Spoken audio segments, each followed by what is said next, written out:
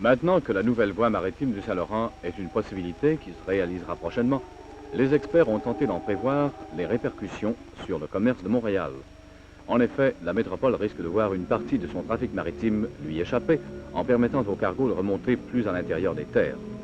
Jusqu'ici, Montréal a bénéficié du commerce des gros bâtiments qui ne pouvaient s'engager dans le trop étroit canal de la Chine. La situation risque toutefois d'être fort différente avec l'ouverture l'été prochain de la voie maritime du Saint-Laurent. Une commission formée de 5 professeurs de l'Université McGill et de 25 hommes d'affaires de la métropole a étudié les possibilités d'avenir du port. Ce sont précisément les nombreux chargements qui arrivent et partent du port qui ont permis à Montréal de devenir la métropole du Canada.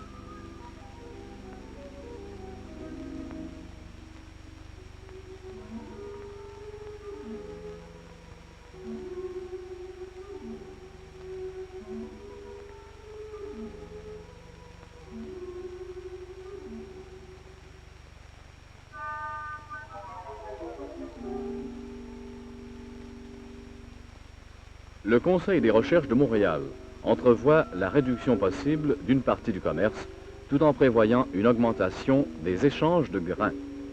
Cet optimisme coïncide avec la décision de fournir une capacité accrue aux installations déjà existantes. On calcule que de 116 millions de boisseaux manipulés annuellement depuis 1953, le chiffre s'établira à plus de 180 millions.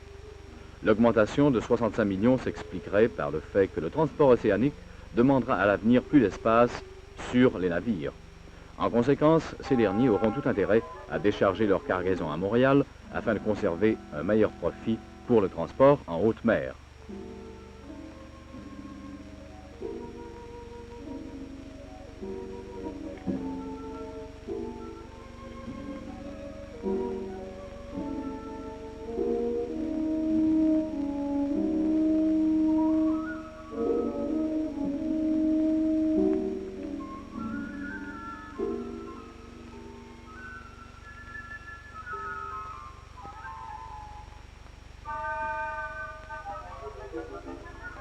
Un autre secteur du commerce risque de profiter de la voie maritime du Saint-Laurent.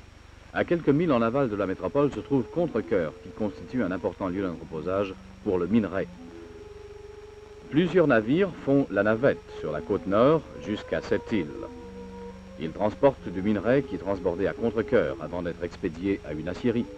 Tout permet de croire que le minerai, présentement transporté par Océanique jusqu'à Baltimore et Philadelphie, sera acheminé sur le Saint-Laurent.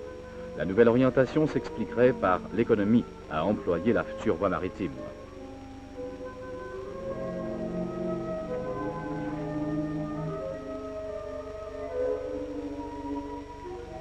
Comme dans toute situation, il n'y a pas que des avantages à en tirer. Les désavantages que Montréal subira vraisemblablement seront assez sérieux. Les experts établissent à 35% la perte du volume de marchandises générales venant d'outre-mer et des ports américains de l'Atlantique. On comprendra la gravité du coût en se rappelant que les marchandises en vrac donnent au port de Montréal sa plus large part de revenus et d'emplois. Ce sont ces marchandises qui exercent une influence considérable sur l'importance et l'étendue de l'activité économique et commerciale dans la région métropolitaine.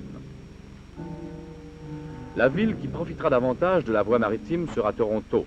En effet, comme une partie du commerce de Montréal s'acheminera vers les Grands Lacs, il est à prévoir que la ville reine sera la plus favorisée de toutes.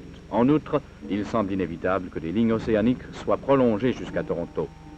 Le rapport du Conseil des recherches de Montréal contient toutefois un mot d'optimisme. Il affirme que la métropole pourrait conserver une partie de son commerce grâce à l'excellence de ses services et de sa manutention. Il ressort de tout ceci que Montréal ne devra rien négliger si elle désire demeurer le premier port du Canada.